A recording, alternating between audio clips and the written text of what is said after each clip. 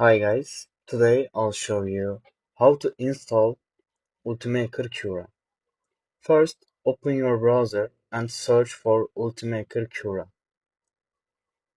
Then, go to Ultimaker's official website and click on the Download for Free button. Choose the version that is compatible with your system and download the file.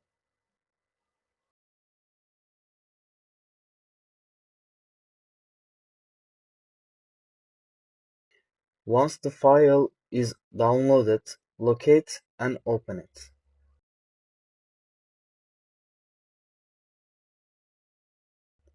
Select the installation location, click Next, and then press the Install button.